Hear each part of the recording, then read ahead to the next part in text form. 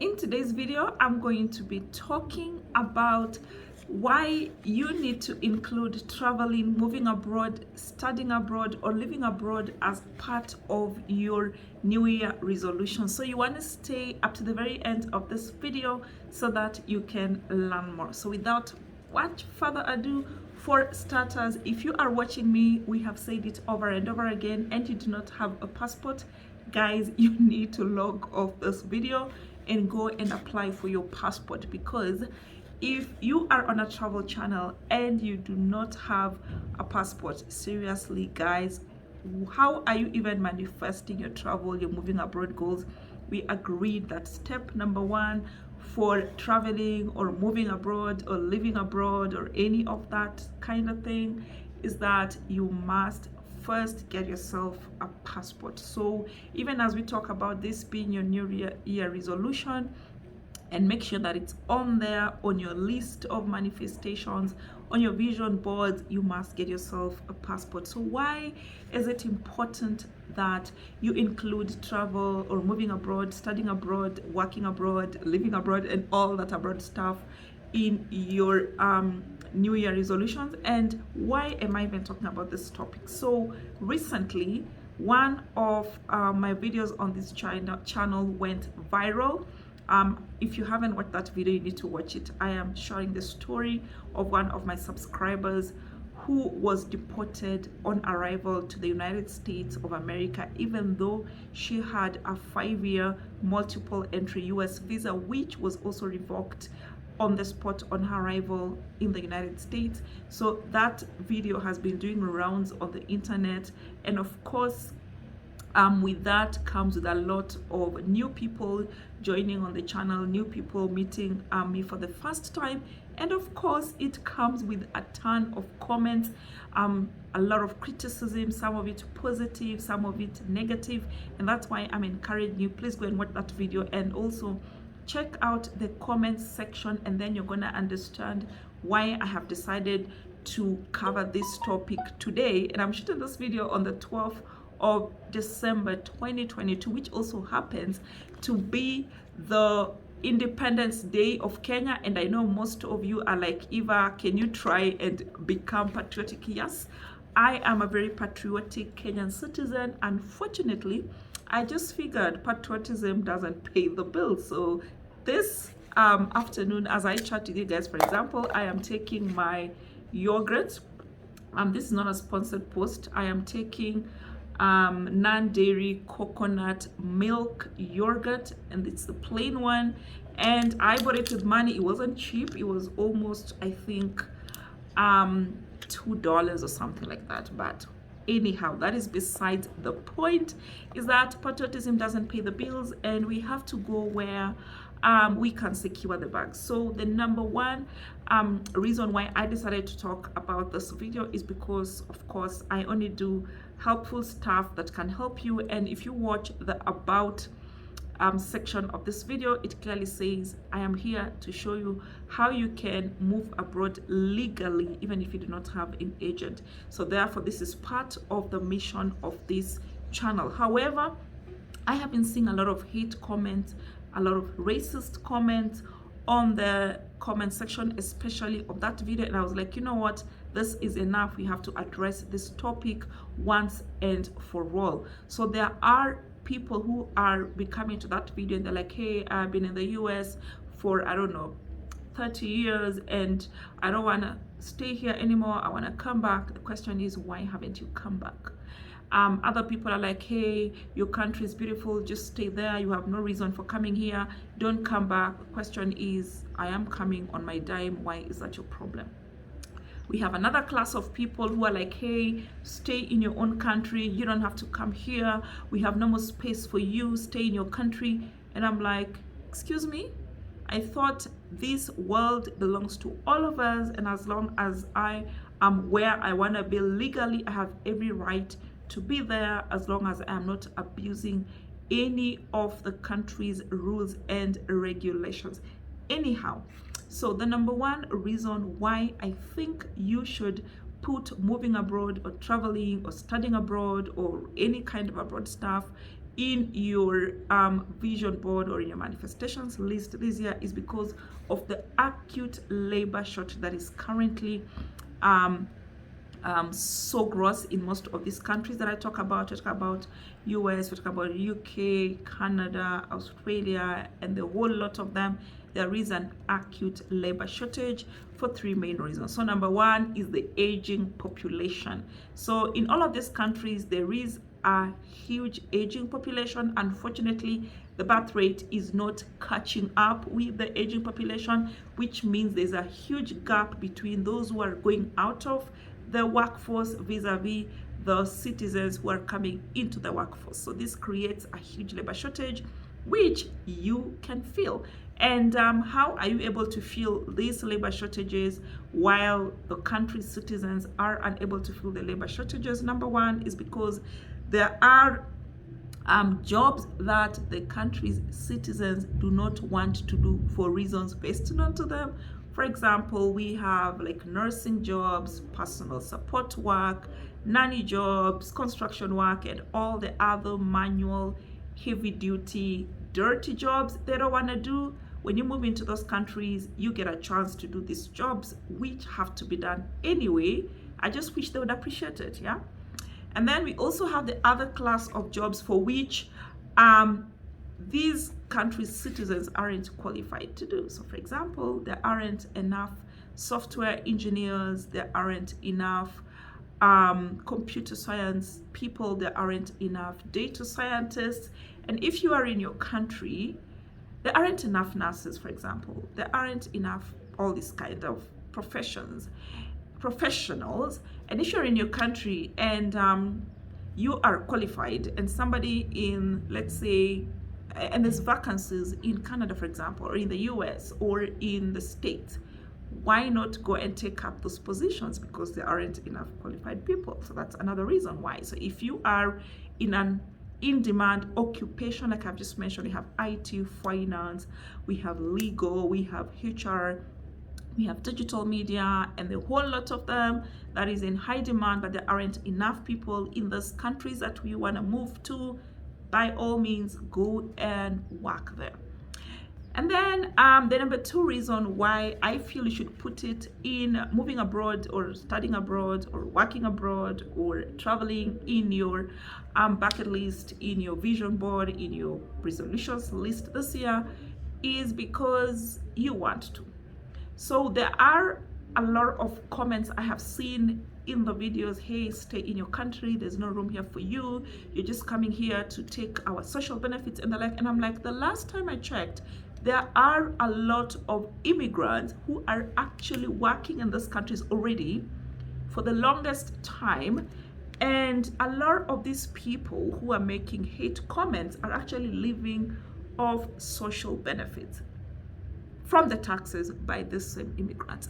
So by you going to work in this country, you are actually contributing to the taxes, which gives us benefits that these people who are in the comment section making all the hate comments are actually benefiting from. So you are actually contributing to these countries through your taxes by working, yeah, in those jobs that are very high paying and sometimes not so decent because other people don't want to do them, but you're going to be there contributing to the economy.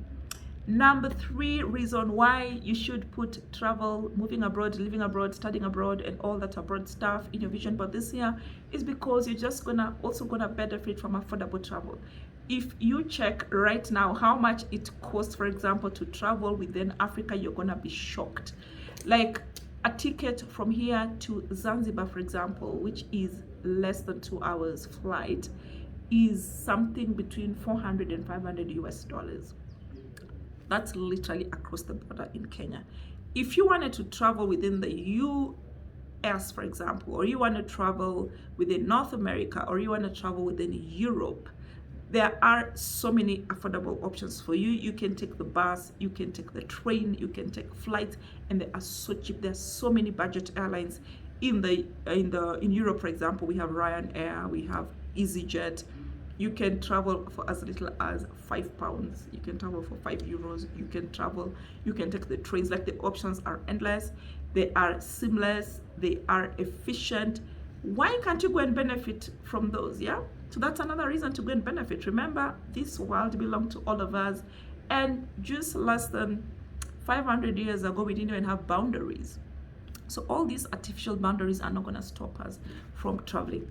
And then, of course, number 4 reason why you need to put travel, moving abroad, living abroad, studying abroad, working abroad on your bucket list, on your vision board, on your resolutions list this year is the social benefits. There are, of course, better social benefits outside of our third world countries. For example, if you go to the US, Australia, Canada, any of the countries in Europe, you're gonna benefit a lot from the social benefits. So here we are talking about, for example, an employment allowance for the few periods you're gonna be unemployed for one reason or another. We have retirement benefits, we have health benefits, almost free. We have education benefits. We have so many other benefits that you benefit from. So in fact, I was checking out the latest world index. It was showing the countries with the highest cost of living. Of all the countries that made it to the top 5, most of them were in Europe. I remember number 1 was Sweden, there was Denmark, there was Norway, for example, there was Canada. I think Canada was number 3 or 4. If you can make your way there, why not? None of us were born to suffer. If you can benefit from the high standard of living, work-life balance, why not? By all means, go for it. You are not born to suffer. Go for it. And I show you how to do so legally. Last but not least reason why you need to move to these countries, put them in your bucket list, at least travel to them, or even just work there, study there, is the money. Guys, I cannot stress enough how much more you earn just by working in these countries vis-a-vis working in your own country. For example, like working in Asia or working in Africa, for example. It is unbelievable the amount of disparity between. So take a practical case like a nurse. A nurse in Kenya, I think, makes between 500 to 1,000 US dollars a month or less. I am like being really generous. And they do almost the same kind of work that a nurse does in Kenya, is almost the same kind of work that a nurse does in Canada or in the US or Australia, for example. An IT professional in Kenya earns, I know some who earn as little as 300 US dollars here in Kenya.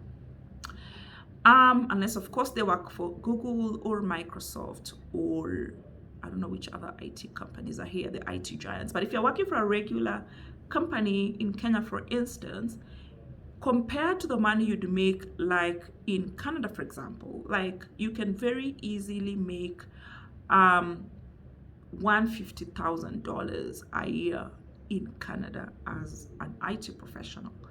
That one is almost unheard of in Kenya, unless of course you get one of those IT giants. So why should people not be allowed to apply their brains and make money for the same level of effort? So let me share with you a WhatsApp message that I got recently. 1 minute. So this is a message. It's a WhatsApp message that was shared on one of the groups I am on. Hello nurses, 911 nurses GTA needs travel / ICU RNs. RNs basically is registered nurses, and ORRPNs, RNs for New Brunswick. Yeah, New Brunswick is a province in Canada. RN rates are currently $115 an hour, and you are granted 5 12-hour shifts per week. That is 60 hours a week times 115. Guys, how much money is that? We are talking about almost $9,000, I think, if I did my math well. And overtime after 40, oh come on, focus. And overtime after 44 hours weekly. Overtime is paid at time and a half. So that means if you get the guaranteed 5 12-hour shifts. That comes to 60 hours.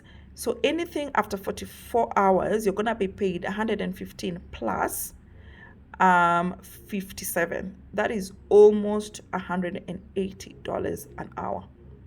And then we have the RPN rate is $80 an hour, and you are guaranteed 5 12-hour shifts per week. And then, of course, after 44 hours, you get overtime paid at time and a half. So that's a cool $120 an hour. Contract is minimum 1 month, and you can see the other benefits. In addition to that, you get paid airfare, accommodations. Come on, focus. Accommodation, car rental or taxi, and you have meal allowance for each shift that you worked. Minimum is just 2 years experience in your specialty area, and that's the website for more information. You can see we also have opportunities in Newfoundland and Nova Scotia for RNs, for med, surg, ICU, OBS, surgical inpatient, unit, med. Okay, guys, you have just seen it there, $115 an hour regular, and then when you go overtime, it comes to about $180 an hour, and the experience is just 2 years. Guys, tell me where else you're gonna get paid $180 an hour for just 2 years of work experience. Tell me. I'm gonna wait in the comment section below. So guys, let nobody gaslight you. Let nobody make you feel bad that you want to leave your country. As long as you're doing it legally, please follow your dreams. And I am here to help you through that journey. I am here to support you as much as I can with information. And remember, my information is not legal advice. It's just to show you where else you can dig up for more information, so that you do not miss out on your dreams because of what somebody said, or because of what somebody did, or because of any other reason. So guys, if you want to learn more, you want to make sure that you are subscribed to the channel, so that every single time I shoot a new video, you do not miss out. Thank you for staying up to the very end. I will see you on the next one. Bye guys.